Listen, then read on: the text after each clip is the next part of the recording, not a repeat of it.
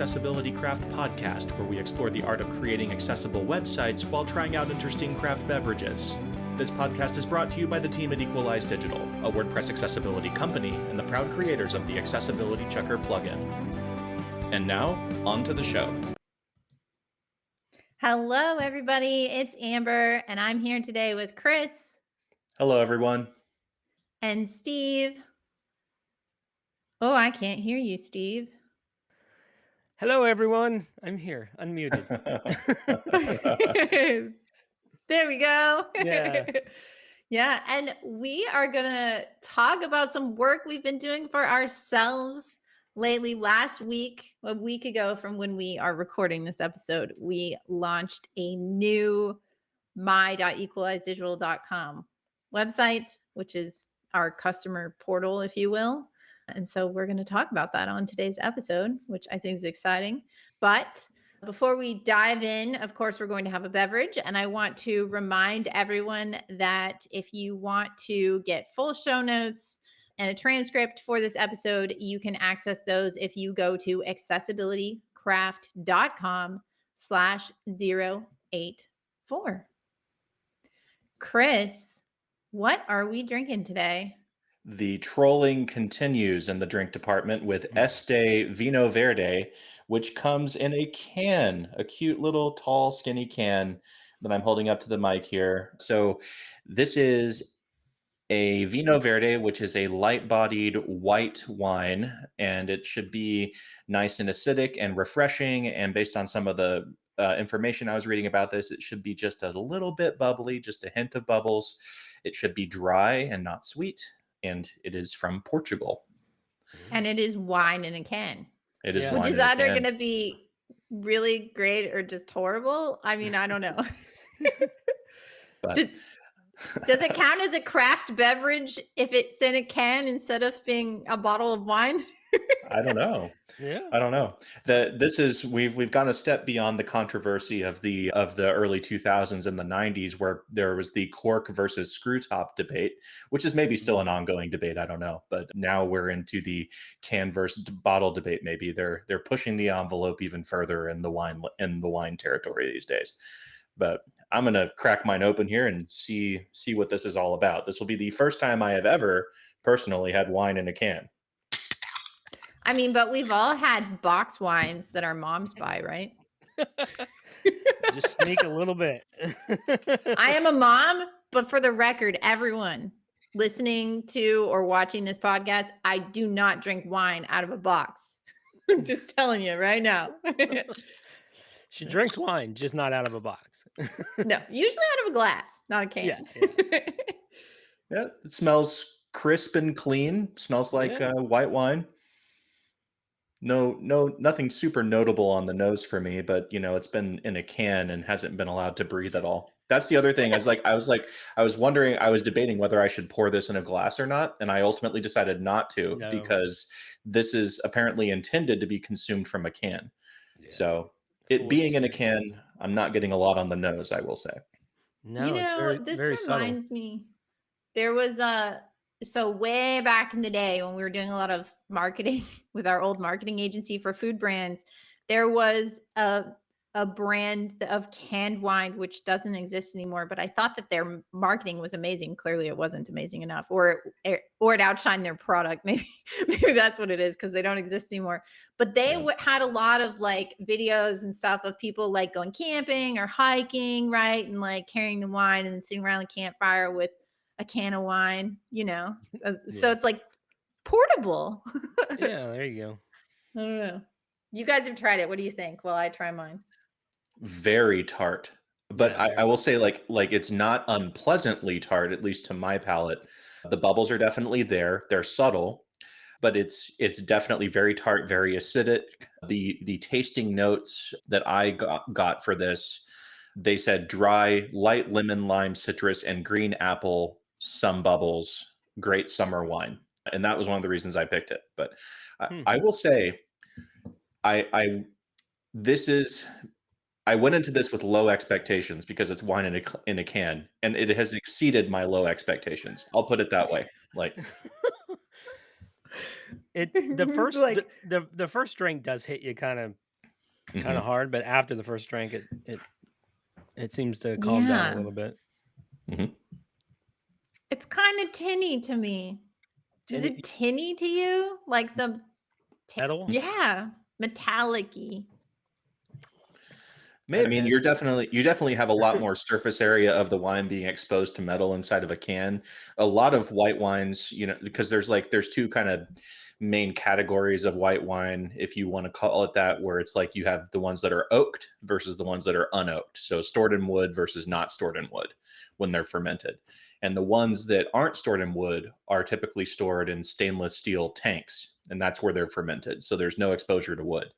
And so the wine will be exposed to metal no matter what, but maybe the fact that this is, a small amount of wine in a tiny can, there's a lot larger of a ratio of wine to metal versus a mm. giant, 2,000-gallon steel drum, But right?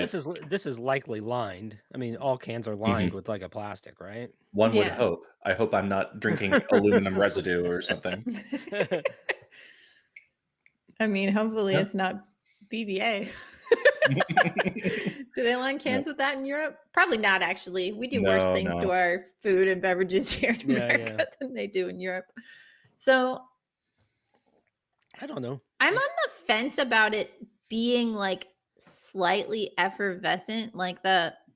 I really like sparkling wine, like Prosecco and Mhm. champagne. I mean, who doesn't like that, right?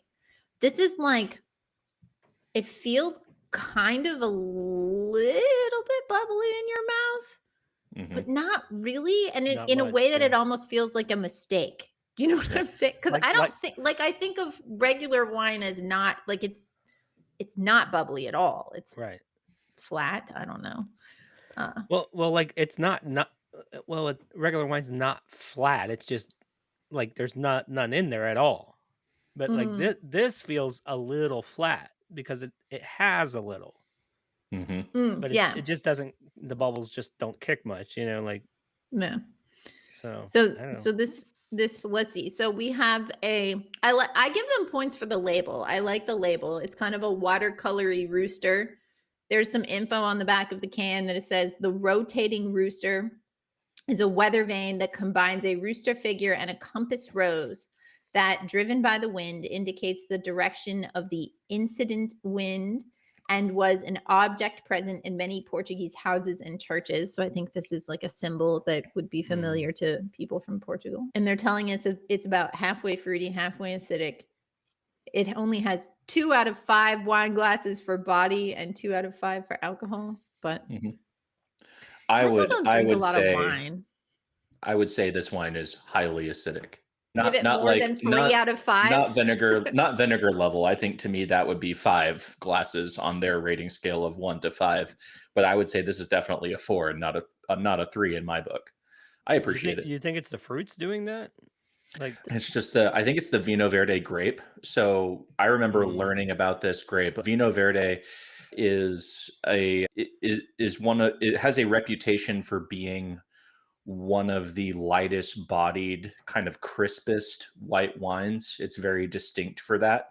And it's a wine that is known to be like most predominantly produced or being from Portugal. And wine snobs may know more about this, or there may be slight inaccuracies in what I just said because I'm trying to remember stuff from 10 years ago. But generally speaking, I associate personally Vino Verde with Portugal and with being very light bodied and, high acidic and that like citrus green apple, like that's very classic Vino Verde. The slight effervescence to me is a little bit like off base for what I would expect. Most of the Vino Verdes I remember tasting were still, they weren't sparkling, but they always recommend pairing it with like shellfish or seafood, right? If you think about Portugal and where it's located, being a long strip of coastal space, I mean, I think I remember always recommending people pair it with like seafood or shrimp or things like that when I worked in wine back in the day. Do you guys think it's bitter? Like, I keep thinking about that. I don't get a green apple flavor. I kind of get a citrus, but it's almost like a citrus peel. Yeah, Like, there's some like astringency going on there, some bitterness. I would also say, like, if you think about and this is going to sound weird, but if you think about like the smell of wet gravel after a rain, like that minerally, like Hmm. taste slash scent. I get a little bit of that in there. Like it's minerally. And that might be He's because really the grapes were selling this grown in beverage Yeah, right now, yeah. Steve. rocky soil. There's definitely something in it, like in like the aftertaste or something that is unpleasant. I'm not sure exactly what it is. Like it Yeah. doesn't Are we taste ready to give this natural one a or something. verdict? Yeah. I'm kind of teetering towards a down, but I'm kind of in the middle personally. Where are you, Yeah. Steve? I mean, after some of those wines that we had in Italy for WordCamp EU, like I'm gonna go down because those were like amazing. Like, Yeah. Honestly, I'm with you. I give it a thumbs down. I would not buy it again. I think that we get better wine off the shelf from Texas wineries, and that's saying something. That said, I will probably continue to drink it. We've had beverages that I've literally sat to the side and not drank. Mhm. So, it's not 0 stars, but it's just not like, I don't know that I'd buy it yeah. again. Even with the convenience of you can stick it in your backpack and take it on a hike. I don't know. Yeah, I don't know if I would wanna drink this after it's been baking inside of a backpack on a hike. I think what is saving this for me, at least partially, is that it's cold and my Yeah. office gets hot when we record. I don't know. But we've probably spoken enough about Este Vino Verde, and what we're really here to talk about is the new my.equalizedigital.com website, which is a new accessible customer portal that our team has been building diligently in the background for the last couple months. And we've put that together to be FSE compatible. We're using easy digital downloads and affiliate WP on that. And where I'd like to begin, because I didn't do a lot on this, so I get to be the interviewer this time, is Amber and Steve, whoever wants to answer first, what is the background on the My.Equalize Digital website? How did that come to be? And why did we create it initially? So not this new version, but like thinking back, like why does this my.equalizedigital.com website exist in the first place? Yeah, I can take that one and also talk about why I advocated so hard for rebuilding it as part of that.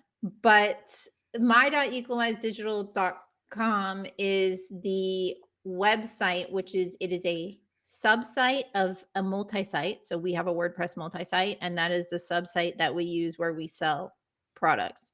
We originally discussed when we were first building our site whether it made sense to build sell our products through our main.com, and we ended up deciding that there might be the need for there to be a different theme. There wasn't really at the hmm beginning. It sort of looked like it, but it was the same theme with a whole bunch of customizer garbage that I take full responsibility for.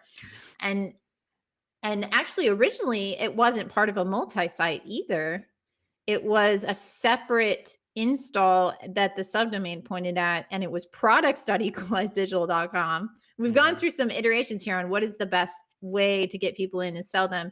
We ended up migrating it in and converting to a multi-site because of complexities with using affiliate WP in order to track conversions across different installs and different subdomains was really challenging. So we made that switch. What do you think, Steve? Like 2 years ago to a multi-site? long time ago. I don't remember. 2 or 3 years ago. Yeah. Yeah. And at that time, we also changed the subdomain, which was extra fun for you because our plugin licenses were looking at Yeah. the old one. So we had to maintain the old one, but not allow people to log into it for some amount of time until everyone had updated to start looking at the new Yeah. one. To some degree, Oh, yeah. right? Because like that required them to update their plugin, and if somebody was running a really old version, and we kept it up for a long time, didn't we? I mean, like Mm-hmm. several Like months. more than a year, I think. Oh yeah, that long? Yeah. Yeah. Just because we wanted to give current paid users time to upgrade their plugin so they would have access to the Yeah. current API. I mean, we could have done some fancy redirects, maybe. I don't know. But it worked. We didn't have any complaints or any support or Yeah. anything like that. I wanted it to be a separate site from our main site because mostly from a management perspective, like I mentioned, the different theme, but also on the back end, our main site has many custom post types already. It has a lot of data. And I think even in the long run, who knows if we ever decide that we're going to sell a different way, like heaven forbid we decide we want to take on our own payment gateway creation or something like that, we might not even have it be part of the multi-site and have licensing run off a different server, because certainly there's server implications of sharing our marketing website server with our license keys server, which is a whole nother conversation that doesn't relate to rebuilding this. But for now, Mhm. that's what it is. It's a sub site where if you make a purchase or you sign up as an affiliate, you actually get a user created there instead of on the main Equalize Digital website. So we decided to rebuild the site this time around because we thought it'd be fun and we had lots of free time, right? No, No. I'm kidding. So why did we redesign it really? What outcomes were we going for with this latest iteration? So let's be real and let's talk timeline. Yeah. I knew in January of 2023 that I wanted to rebuild both my.equalizedigital.com and equalizedigital.com. Mhm. And between everything we do for clients and that we brought in a plugin developer to work full time in 2023. And so there was an increased demand on me to create designs or partner with Steve to provide direction to that plugin developer. I didn't get started with designs even until last August, and we did designs for my.equalize then, and then we went to WordCamp US, right? All these things. So then I think they were finalized in October, but then I don't think we started building it until January. The the primary reason why I advocated for rebuilding it was twofold. One is that we used Hotjar on our website, which is a tool that you can use to record user interactions. And I was watching people bounce off our checkout page. We were using the oldest version of Easy Digital Downloads checkout that you could possibly have. It wasn't really optimized. It didn't look like a trustworthy checkout. And I wish I had a screenshot that I could just put up and share. I was digging around trying to see if I could find one, but I couldn't. But it was just like a single column field stacked. And we sent both our free users and our paid users to this. So I watched in Hotjar free users bounce all the time because they're like, why do I have to give you all this information?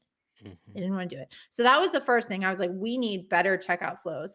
But then also, I just wanted I wanted something that actually looked like a portal and looked nice on the inside and didn't have the exact same header and footer as our public website.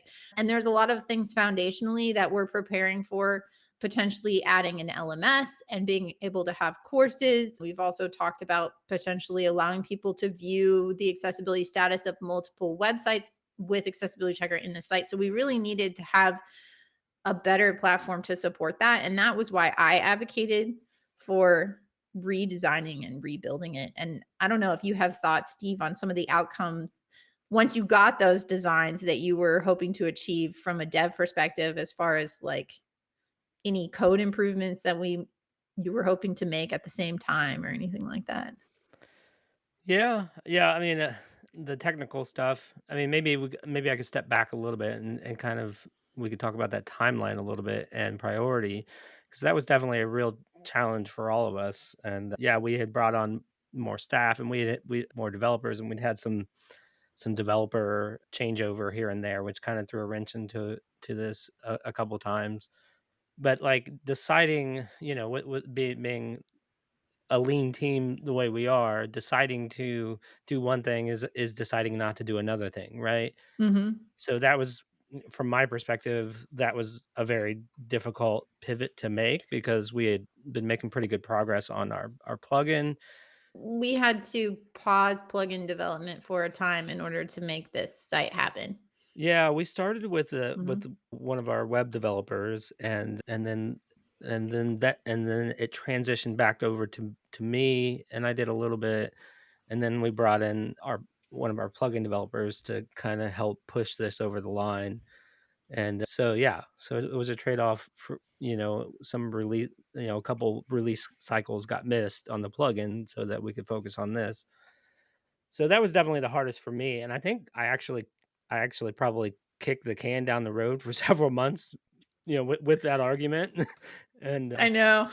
I think we might have had a few meetings when I was like, Yeah, "Please, can we I'm like, "I have designs. yeah. Please." and and Amber is very persistent. So, Well, but maybe at the end, after we talk about all this, we can talk about what the results were, and you can yeah, tell yeah, us. Don't tell totally. us now. You can tell us Okay. whether you think it was a good investment of time or not. Well, Yep. I mean, I can tell you this, when I initially like, so this, I'm a little ashamed to admit this because was so focused on the plugin side and some of our services side of the company that when we initially made this website, I wasn't involved in it all that much. Our old Mainly, website, you mean? yeah, the old my dot website, or what would we call it? Products dot. Yeah. Mhm. So when that was initially built to support the plugin, when we released it in late 2020 or early 2021, Amber and another one of our website developers worked to put this together while I was doing the finishing touches on the plugin. So it was kind of a team effort to get this plugin out, right? And we were pushing hard. So I actually had not had a really good picture in my mind or really run through the user flow of the checkout process.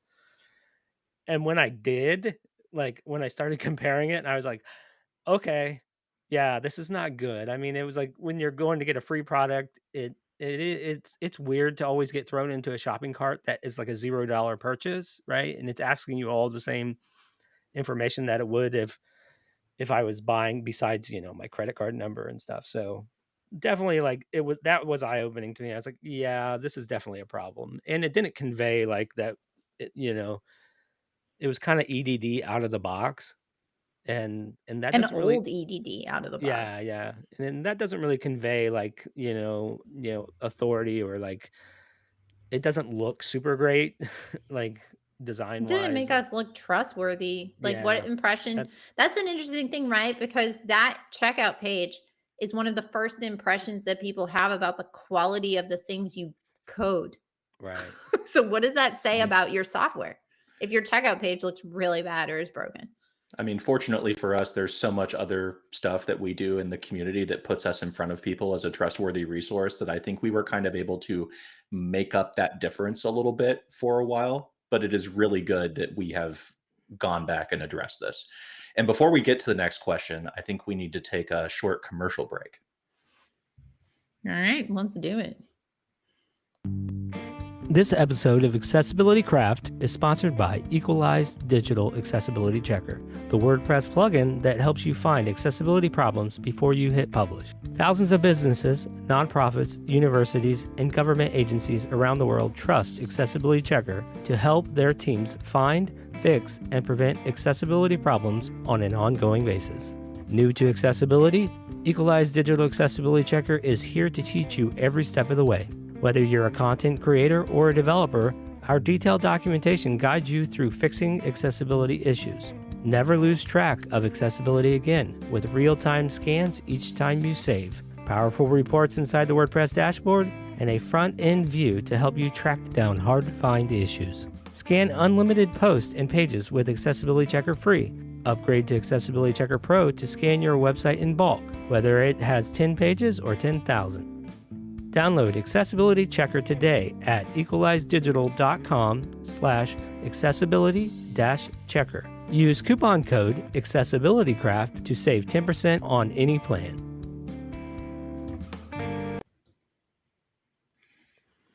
All And right. we are And we're back. back. So we took a different path when putting this portal together compared to what we typically do for customers. And I'm wondering if y'all can tell our listeners about the design process this time around, how it was different, and kind of why we chose to do what we did vis-a-vis the actual like visual design of the portal. Well, wait a minute. We did something different than what we do for customers. We No, used a I'm gonna ask certain you a set of question. styles. We used a certain set of styles that we have not Yeah, used tailwinds. previously. Yeah. Oh, I see what you're saying. I Yeah. was gonna be like, I'm gonna ask you a question. What did we do that was different? Okay.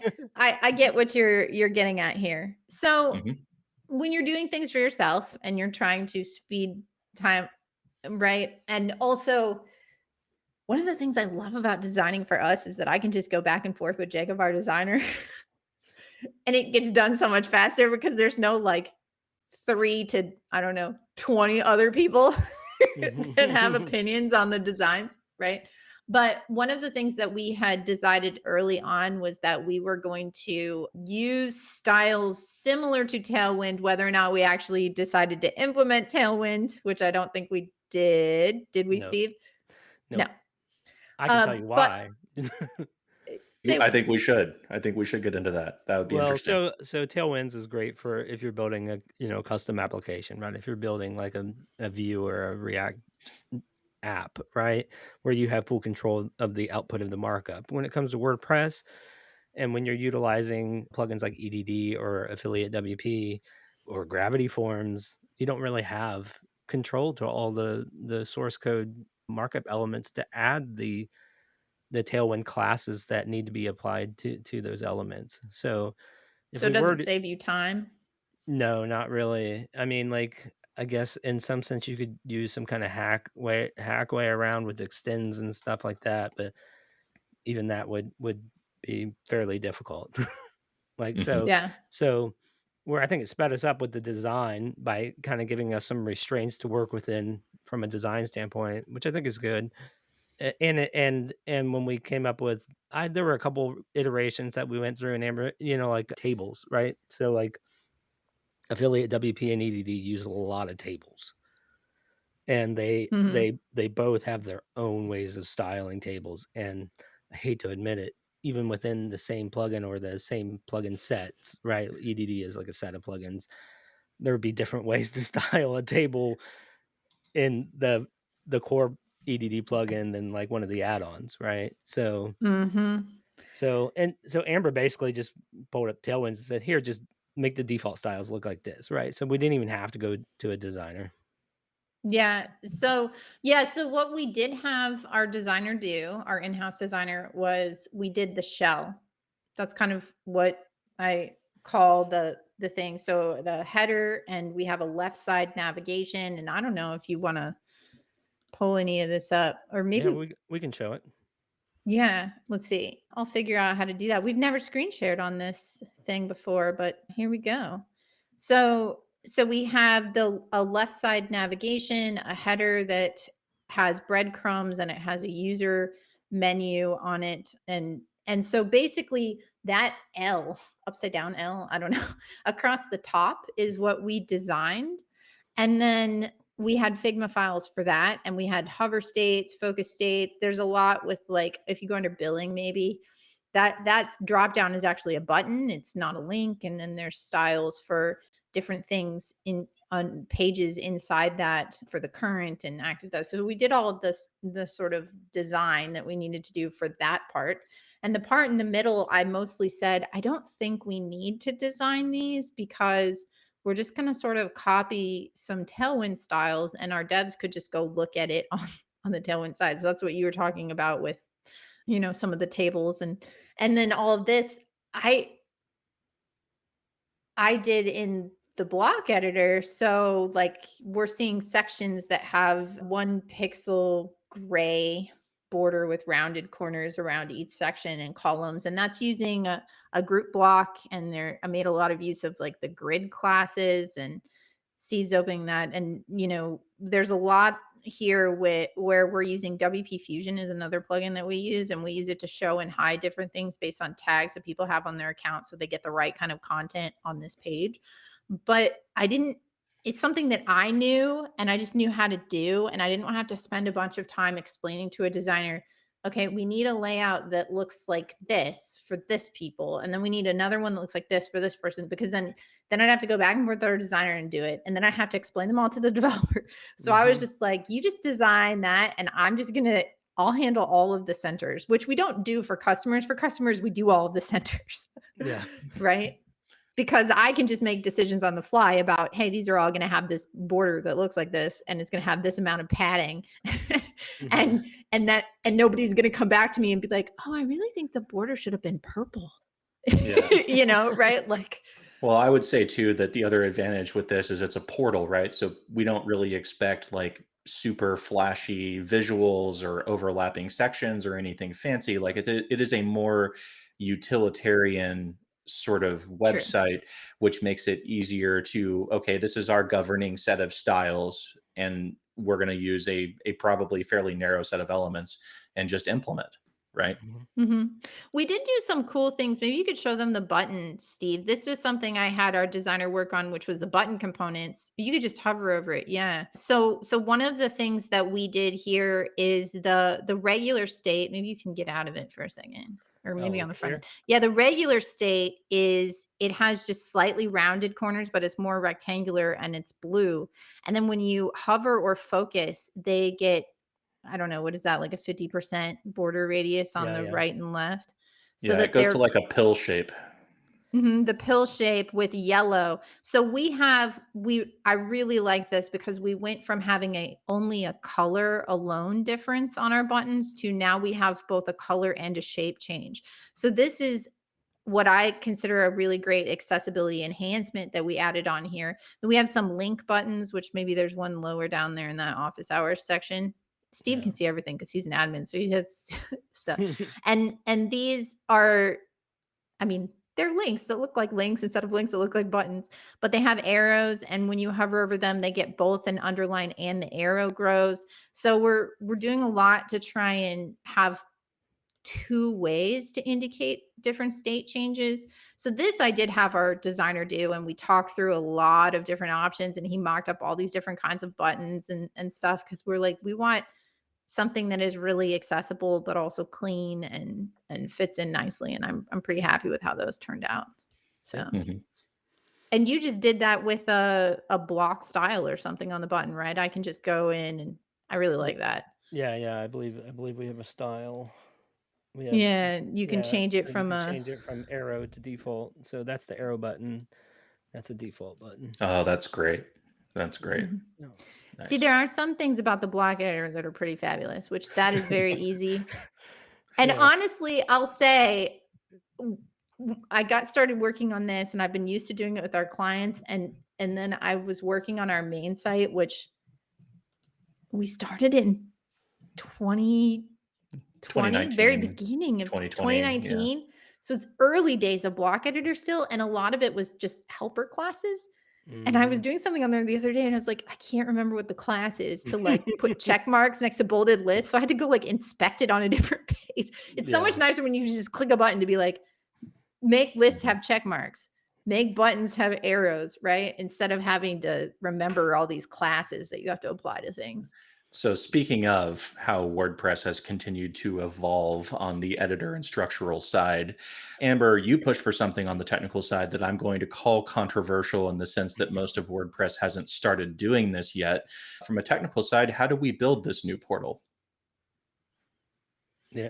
Yeah. So I see in our notes here we keep saying full site editor. I don't know that I would categorize this as a full site block theme.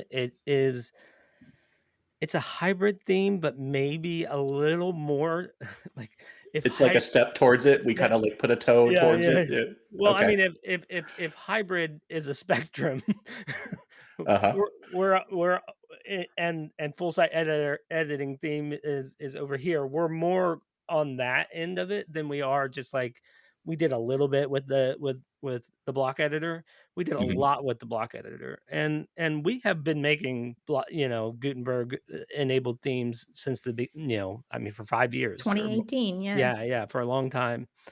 And there not to I don't I'll tell you what my experience has been. I don't wanna, make bold statements about the block editor, which if you wanna find people's honest opinions and bold opinions about that, you can find them on X and and Oh, they yeah. will argue about it back and forth. Yeah, whereas there are really good things about it, especially from a user perspective, from a development perspective, it has been very challenging. And I think that uh, we have a hard time with legacy websites that we've built with it actually, staying solid and not having backwards compatibility problems. So we've had a lot of backwards compatibility problems. And a lot of that stemmed from utilizing third party block libraries. So Mhm. So with Mhm. this, we approached it from and I think that the group block in WordPress core and the block editor has improved a lot. So that used to be our big thing was we need to be able to have some kind of grid or some kind of column block that works really good. So we And would pull in a third party plugin for that, and then yeah, sometimes we've gotten burned when they yeah, don't work. when they update or when they don't update, right? Like we've gotten or when core updates Mm, or I keep saying core, when the block editor updates. I understand those are two separate pieces these days. But so our approach here was no third party block library, right? We're going to utilize the theme.json to its full extent in this theme, which that was a huge challenge. So for Amber to be able to go in, I'm still sharing my screen, for Amber to be mhm, able to go in and add all these sections easily, there was a lot of work on our end we had to do first to make sure the theme was all set up for her to be able to do that. If I switch back to the back end, you'll see that this experience is pretty spot on from a layout and design perspective for what you see on the front end, aside Mhm. from all the short codes. So EDD and affiliate WP, and of course, when you're trying to, gate WP content, Fusion. yeah, with WP Mm, Fusion, they're still using a lot of short codes. So those are here, but as you can see, the experience is pretty similar to what's on the front end, and that's what we wanted. We didn't want any strange wonkiness with widths of blocks, and that had always historically been a real big problem for us. And I say that because we've been making these themes before there was the theme.json file. So where we would have to mhm, write our own block styles. And what happens, I think, between those custom block styles that we would create and and and the block styles that are generated by the Gutenberg editor, at some point they start to like conflict or collide with each other. And so there's some maintenance over time that has to happen. But with this one, what we're trying to do is we're trying to make sure that we don't have that problem moving forward. But what that means, the trade-off there is that we have to do everything kind of the WordPress block editor way. mhm. And from a developer standpoint, it that is incredibly an unorthodox workflow for a developer, especially when it comes to styles. And if you're not used to writing styles this way, it it is a whole new paradigm. And you have to really think about how you want to do it. And we kind of went all in with this. And Mhm. so well, we had to still have our own styles a lot more than I actually wanted because of EDD, because of affiliate WP, because of gravity form. We need a way to style that. Now, could we have put those styles inside of the theme.json file? Yes, there is a CSS field. To some degree, we could have. I mean, to some degree, we could have, but I have a weird. I I don't really want to be writing JSON formatted CSS. Like, like, I mean, we've used SAS for so long. yeah, and it's Yeah. very, it's a disjointed developer experience to say the least. So, like Amber talked about buttons, It and took I'll me say so long to get those right, and I was like, "They're so great, and it's so easy for me," and you're like, "It was not easy." not easy. Well, I mean, it's easy. It's easy. Now, I will say, like the global styles and stuff in the theme.json file, I was pretty impressed with, and like we were kind of like racing updates too. Like when we started this, you couldn't enqueue your fonts inside the theme.json file, but you can now. So it's like an update came out. It's like, okay, well, this update's out, and let me put my fonts in the theme.json and see how that works. And it works great. Like, Mhm. so there's a lot of things, especially the global styles. Like there's a lot of things like defining my color palette. Like, okay, well, I've been doing that in my, functions.php file with with a little function here to define those. And then I would have to match that to kind of my CSS. So there's kind of like a little bit of back and forth, but you could do it. But the theme.json handles it all. I'm like, okay, this makes sense, right? But where it gets real So there's tricky some is, yeah, there's definitely stuff that was easier. And then the trick was that with the buttons is that, well, we need these I need these styles in the buttons too. like in the buttons in EDD and Affiliate WP and Gravity Forms Like the and literal buttons, the the literal button buttons. tags, Like, not the and fake ones right, that are because actually links. right. So we had to write like a mixin in SAS, a SAS mixin that pulls those same styles and the variables for those styles from the block style sheet that gets in queued by the block editor. Not ideal. Like it's not that's not my ideal. Like I would love if there was like one like class or one selector or something that I could get to match them up, but there wasn't. I had to kind of grab all the styles and create a mix in that then can be applied to those throughout the style sheet. So if I go into the theme.json file and modify the button styles, they will carry over between the block editor and between all the third party plugins we're using. So That's that was pretty awesome. slick, right? So that's where this is kind of like a hybrid theme to some degree, but like, I think too for people, and yeah, we should definitely talk about this checkout page. But I was going to say one thought on that. Like, this is really when you think about, we build websites that are enterprise websites, and they start at a lot of money. yeah, yeah, I don't remember what the starting price is right now, but it's really high. Yeah. And I've had like, people say to me, well, you know, how do you even get to that? Like, how is it really actually 150 hours of work or whatever? But this is one of the things with WordPress and one of those lines, right? Because there are a lot of people that say, I installed this plugin and well, the tables in it look different from the tables on my blog post, or they look different from the tables in this other plugin, or the buttons look different, but they don't restyle them. And this is a big thing that it'd be great if somehow we could all figure out how to use the same classes. I don't know, yeah, yeah. but we can't apparently. And so that is just a huge amount of time trying to make every individual component look like it belongs to the same design system. If Oh you're yeah, not building everything custom and you're pulling in other tools in order to manage your things.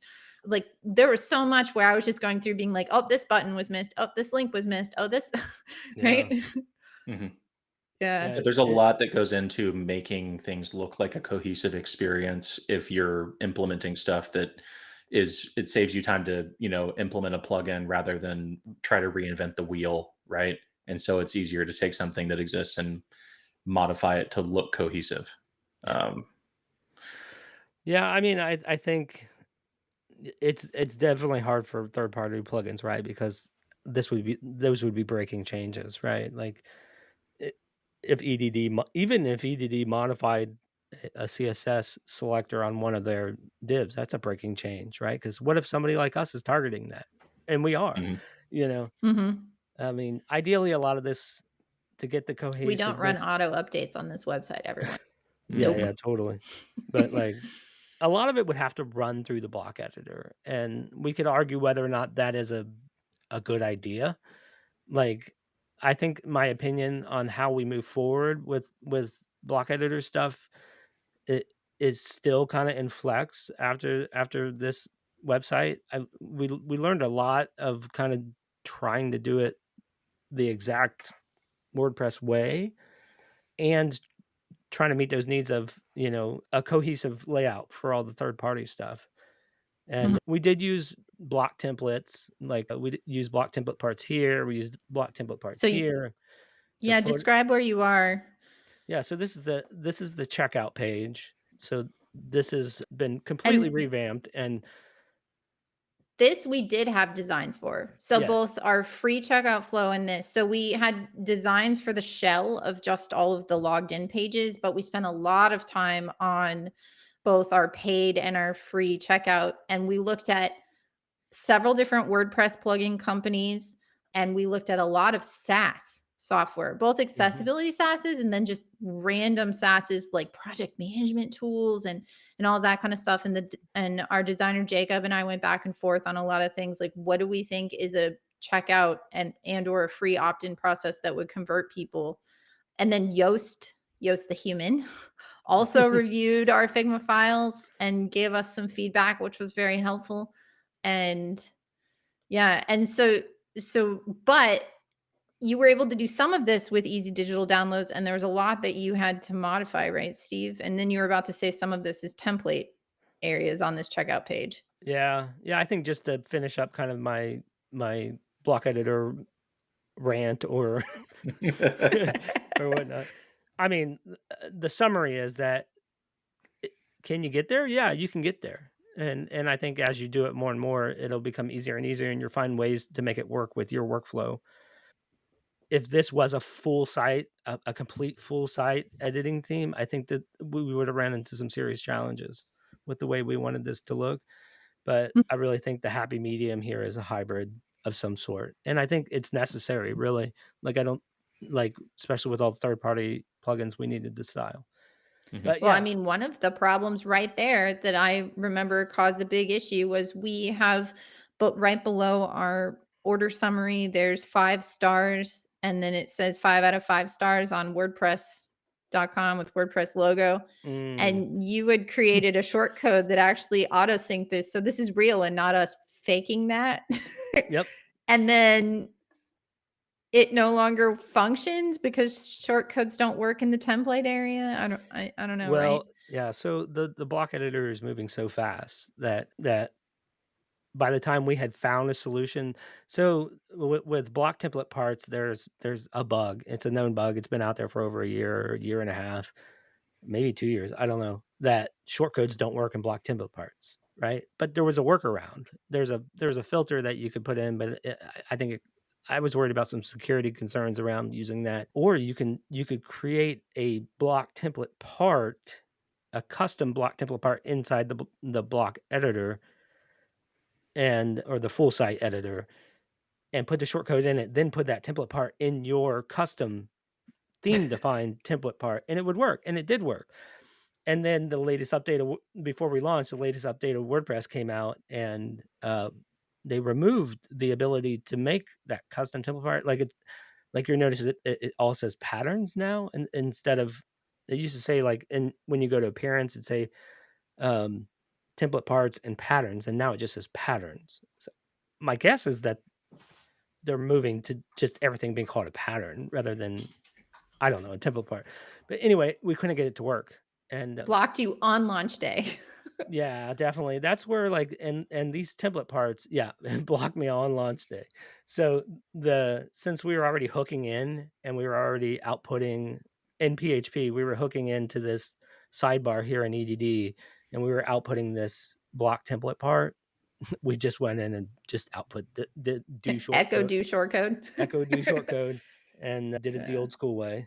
But so migration was difficult in that respect that you know these template parts like here and I mean the sidebar below our sidebar and the our disclaimer and then our footer like it's harder to migrate that stuff when it's in template parts and when I said we were migrating, we weren't migrating anything in the database, Mhm. so we wouldn't lose any data. We were doing a manual migration when we launched this.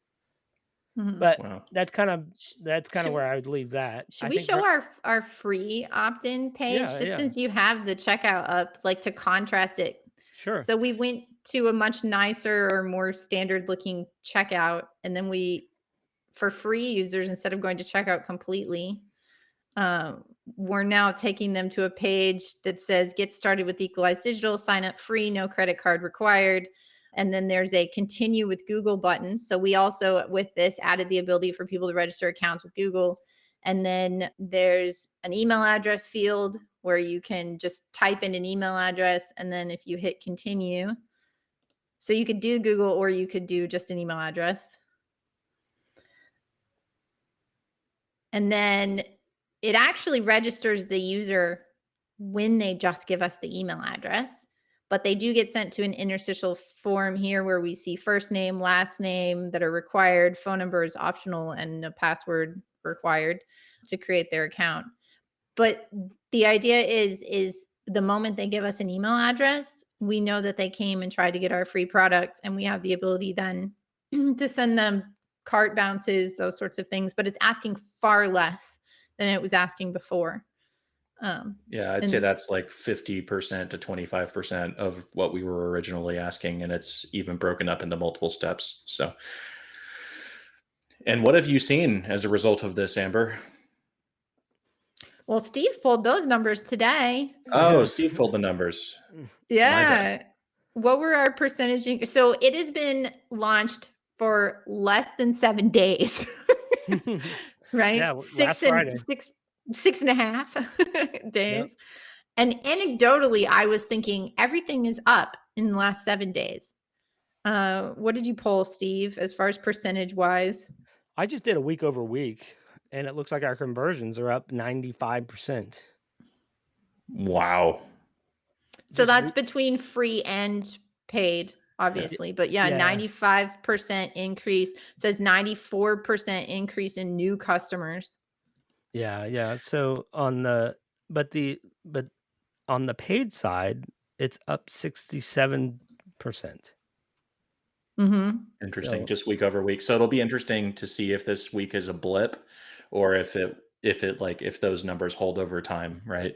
yeah. Um, I mean, we have a we use Basecamp for our project management, and Amber has a little, Zapier feed set up. Every time somebody purchases, we get a little notification. Just makes us all feel good and happy when those mhm. come through. Mm-hmm. And I call it the dopamine feed. the dopamine feed. Yeah. Yep. Someday we will be overwhelmed by that feed and I will turn it off. But for now, it's like it makes me so happy every day. Yeah. Like throughout multiple points of my day. We Even the launched. free signups make me happy. Oh Oh, yeah, of totally. course. The we launched. I think it was just like about 6 o'clock Eastern, and that's where I'm at. So about 5 o'clock your guys' time last Friday, and I almost immediately started seeing a lot more emails coming through that, and I didn't know. Yeah, Mhm. I was in my head. I'm like, maybe it's a fluke, and then it's like, what? A couple days this week, it was just so many of them coming through. I was like, I think this is working, like so. Hmm.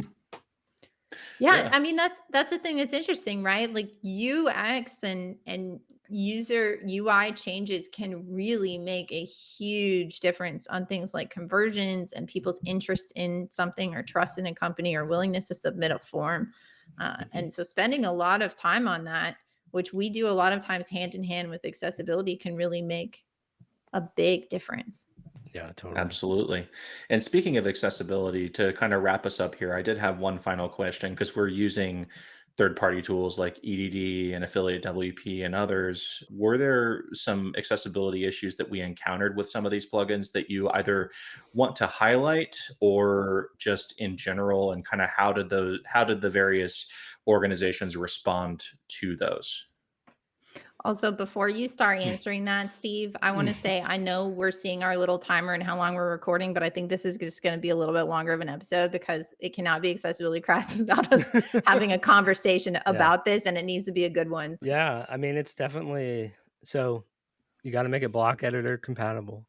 You gotta make it responsive, right? You gotta make it accessible. So it's and no, they were not accessible out of the box, Hmm. to say the least. I'll say, and I did reach out to the two primary plugins that most of our customers engage with are Easy Digital Downloads (EDD) and Affiliate WP.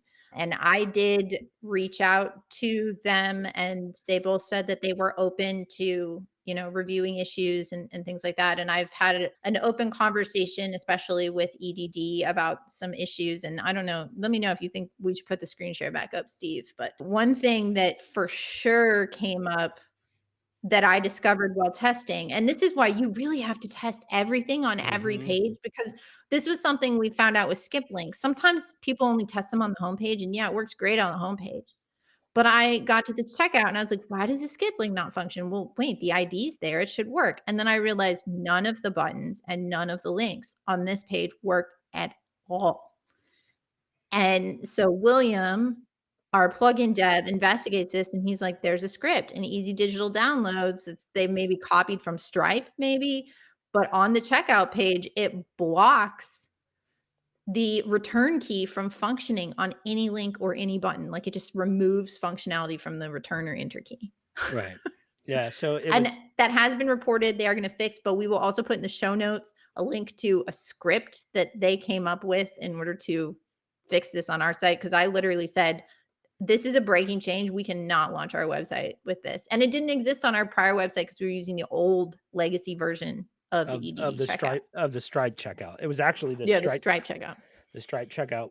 Yeah, it was interesting how we found that, right? Like, so, I did a lot of the work around the checkout page. That was kind of my piece of this that I took on a lot, and just based on the importance of getting this right. And while we did have designs for the checkout page, there's a lot of things that happen inside of this checkout that are, especially around the order table when you add coupons, those things were not figured out in the designs. So there was a lot of design decisions that I had to make on the fly. And unlike your typical developer, I do have quite a bit of an eye for design. I actually have a college degree in design, so that helped a lot to push this through without having to go back and forth between Amber and a designer and all that. One But of many reasons that Steve is a unicorn.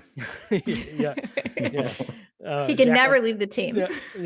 Jack of all trades. I wonder if could you like start at the top and kind of talk about some of the accessibility features, maybe even like, like, oh, you're logged in, so you can't see it as a logged out user. Yeah, I can log out. Let me try to log out here. You use the log out button, maybe. It's always fun when you do that live and then it doesn't function. Yeah. So if I go to checkout, I've already got this stored somewhere. If I go to check, so we wanted to kind of do things that are outside the box of the way EDD is set up. And while EDD is a great product, it's extremely difficult to really like. They do give us templates that we can move over into your own theme and modify. I'm always apprehensive to get too crazy in there because I actually want to be able to update those at some point in time. And once you grab that template part and you move it into your theme, it then becomes, it's not going to get updates. But we did move in a lot of template parts. I mean, you can see I'm showing. Oh wow, we're getting real nerdy now. Yeah. Give has opened up his IDE and he's showing us code.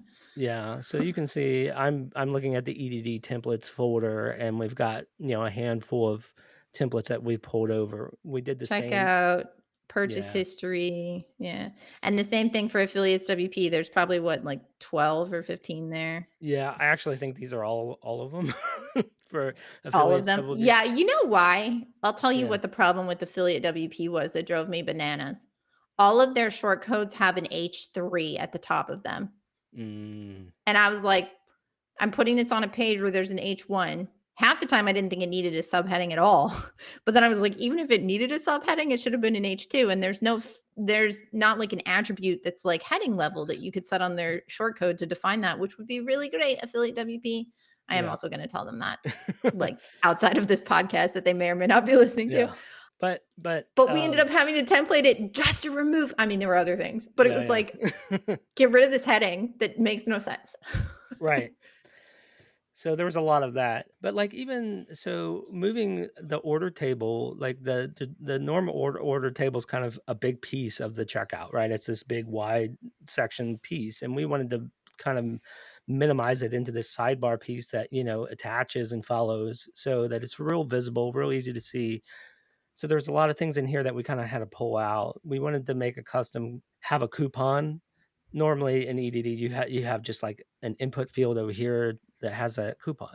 Well, I want to extend that. So it's not super easy to do that. And so we actually had those fields are actually still there, but we're actually created a separate module that talks back and forth between that one to make it do what we want to do. So we now have this field here, and like if I put in a code and I hit apply, it goes through and adds it, and then we pop this up. And this was actually not. You should have used accessibility craft. Yeah. Oh, well, sorry. This is the only one I knew in my head, but all good. Use coupon code accessibility craft. No, and we'll even talk about that because and I've seen that checkout on other Automotive is the company Yep. that owns EDD, and they have other things where they've done something similar, and we kind of looked at it, but they weren't doing it accessibly. They aren't. Yeah. Like, that have a coupon is a link, not a button. It doesn't have ARIA control. So you spend a lot of time doing things like things things that were links should actually be buttons. Like even that Oh, yeah. login up at the top that Yeah, you yeah, added yeah. there, that is a button that has accordion markup and expands this accordion, or changes Yeah. has Ar ARIA pressed. yeah, ARIA expanded true Yeah. and false, and it Mhm. and it has an idea to the element that it controls so that it's Yeah. accessible, and it shifts Yeah. focus into that when you open it. So, yeah, a lot of considerations like that. Like, so this is actually core EDD here, that field, Mhm. but this is custom, and then we've written a lot of JavaScript to make these things work back and forth. And just like with this yeah, like you said, Amber, there's been a lot done on this piece to make it accessible, to make sure things are I'm showing on my screen, I'm showing the coupon button, and I've got the inspector open, and I'm showing that this is actually a button, and it has the ARIA controls for the discount field. If I click it, shifts focus into the input field. The I input have has a label. I'll has tell a you that's another one we ran has a into with visible has a visible label. a visible label. Yep, when you click on the label, so the label is positioned like a placeholder, but when you click, it shifts up so you can still see it. Yeah. So, like, Yeah. yeah, so in the context of somebody's typing in a coupon code, they still need that label. That's why a placeholder is not enough when it comes to accessibility, because some people may forget what that field is they started typing in. I've even done it. I was like, I've even started typing in a field, and I'm like, what am I Well, you're filling in the out? middle of filling a form, you get up, you walk away for Yeah, 30 yeah, minutes yeah, because something totally. distracts you, you come back and you're like, "What was I typing here?" And Yeah, if yeah, there's no label, it's like, well, who knows? Well, or also sometimes, autocomplete fills in fields and it fills in the wrong way. And I yeah, always hate when totally. I'm like, wait, was this supposed I have to delete the information? Oh yeah, that was in the right field. Yeah, Then you yeah. have to type it back in. Right? Yeah. So we even have a, Um, a clear button on the input field, and I'm showing in the inspector, I'm showing that it's a button. I'm showing that there's an ARIA label that says clear coupon code. Um, mhm. and then, of course, we have the apply button. And once you Yeah. apply a code, I'm not going to type accessibility crap because it's too long. But, We like you know, Corey Ashton. That's all yeah, right. yeah. She's pretty awesome. Like, and then this, what has an ARIA live on it, right? I sure hope it does. Let's pull up it in the the inspector. Yeah, so totally. The So, alert that says that it's been applied. yeah, yeah. So our alert, we have a roll of alert, and we have an ARIA live flight on it. So when in a screen reader, it'll read that out once that's applied, and then we have another button here to kind of remove the discount. Yeah. So So I think at a high level, what you were asking, Chris, and like what my takeaway for folks in WordPress community, especially if we have any product owners, is currently right now, out of the box, easy digital downloads and affiliate WP do not output accessible markup. There was a lot that we had to do. Some examples of things, just like broadly, I mentioned heading levels being incorrect. We ran into instances, for example, in the managed sites forms with EDD, where you can add a site on your license. That input is unlabeled in the short code. There were a lot of instances of tables that didn't have proper heading markup. Oh, links. This is something we had fixed on our this is the thing that's hard. Some of this we had already fixed in our prior version, but it lived in our theme and we didn't mhm. remember because it'd been so long. So I said, we're just gonna have vanilla EDD and affiliate WP. And then I'm going to go through and find all the problems. And then you're either going to go find the fix that we previously had in our theme, or you'll come up with a new way to do it. But what do you have up right now, Steve? Yeah. So ideally, when you're making accessibility fixes to things, you want to do it at the server level, right? You want it done in your markup or in your PHP. That way, the search engines can see it.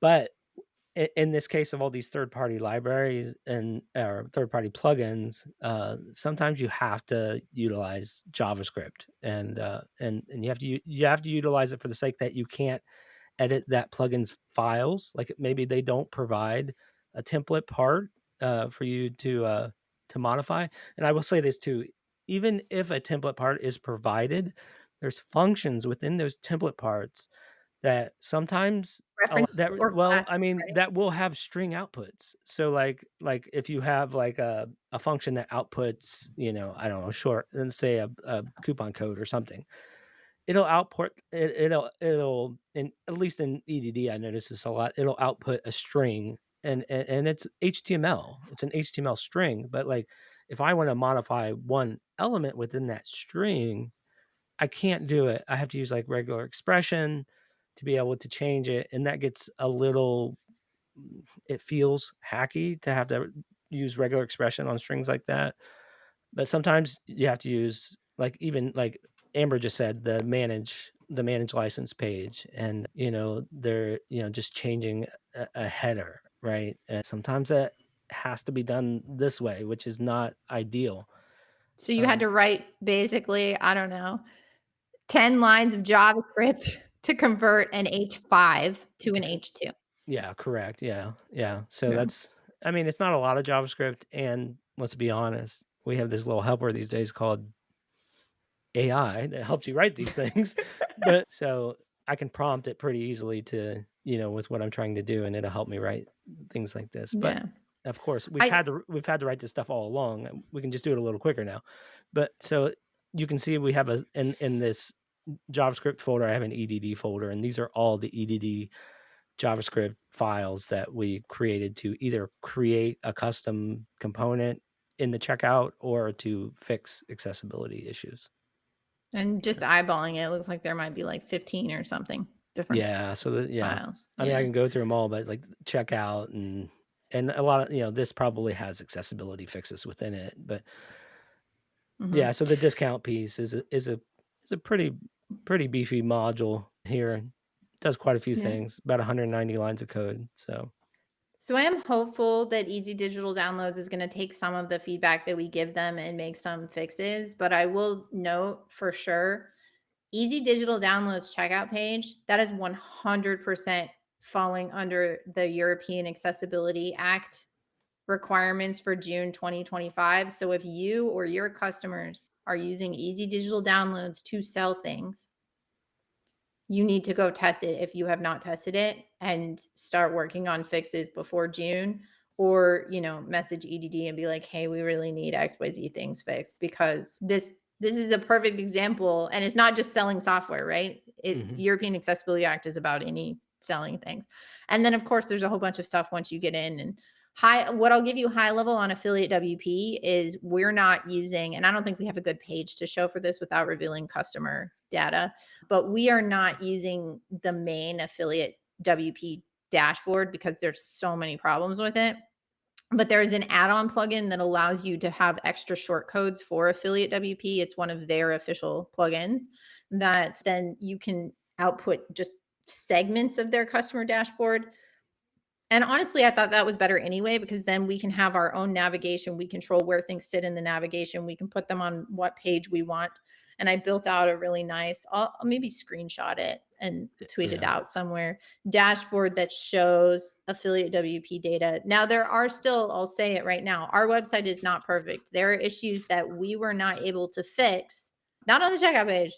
The checkout page is really good. But there were some in some of the customer pages, in some of the short codes from both of these plugins that we have reported to them, because it would just take so much hackery. Or, at one point, Steve and I were chatting, and it's like, it almost makes you want to just build your own, but then you're like, how much work is that? Yeah, Right. yeah.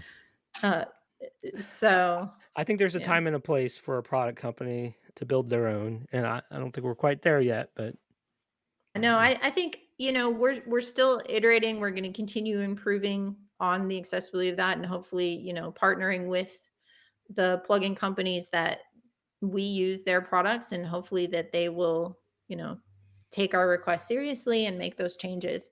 So far it seemed positive, but it remains to be seen once issues get logged. But I will say, if you're using any WordPress plugin and you haven't tested your stuff, if it's customer facing, you really should go do that. So Yep. Does that kind of get at your long-winded question that you asked us like 20 minutes ago? Yeah. No, I think we're good, and I am officially out of questions, by the way. So There you go. maybe we can close with just how each of us is feeling high level with this new portal launch, and optimistic, concerned, Well, tell tired us. from all the work. Was it worth 1 week out? What do you think? Was it worth setting aside some plugin dev time and working on our own website instead? You go first. Yeah. So I'm real protective of the plugin, and I do like to keep resources on it as much as possible. So it was definitely a really difficult trade-off for me, and it was a pretty, I mean, I want to say probably a good month and a half diversion from the plugin, and now we're back in ramp up, which ramp up is always a little slower before you're up to speed. But I think that seeing a 95% increase in conversions week over week says something, right? Even if Mhm. that's a fluke, it says something. And I think that we're set up to, like Amber said, we've got a framework for this portal. We're set up to just put a learning management system inside of this thing and sell courses. And I think it's just a better home for all the things and all the ideas that we have to live in. And I think that it will pay itself off in spades, I think, eventually. Yep. Yeah. Couldn't have said it better myself. It looks good too. Yeah. It's Well, great to I see think that. we can do a toast to our new website that we worked on for It's way warm, longer too. than we probably should have. Yep. Do cheers. Woo! Cheers. It's warm. Uh, Should I drink it? I don't know. Oh man, it doesn't get any better when it gets warm. No. Oh jeez. It doesn't age well. Let's chase that with some Diet Coke, some good old Oh, Diet there it is. All right. Well, we will be back in 2 weeks with another conversation episode. And until then, everyone, if you haven't yet, go check out our new website. And we love feedback. So feel free to send us a message or tweet at us or whatever you think. Also, this is airing the Monday of the week of WordCamp US. So find Amber and Steve at WordCamp US in Portland. They will be Yes. around. Amber will have koozies, Accessibility Craft koozies. And yep, Steve Steve will will too. I'm not the only one that can give away fun things. And come check out Accessibility Checker at the first ever WordCamp US product showcase day. Showcase Cool. day. Yeah, we're very excited about that. All right. All See right. you later. See you guys. Bye. Thanks for listening to Accessibility Craft. If you enjoyed this episode, please subscribe in your podcast app to get notified when future episodes release.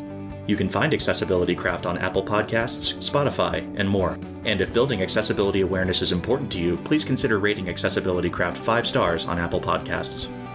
Accessibility Craft is produced by Equalize Digital and hosted by Amber Hines, Chris Hines, and Steve Jones. Steve Jones composed our theme music.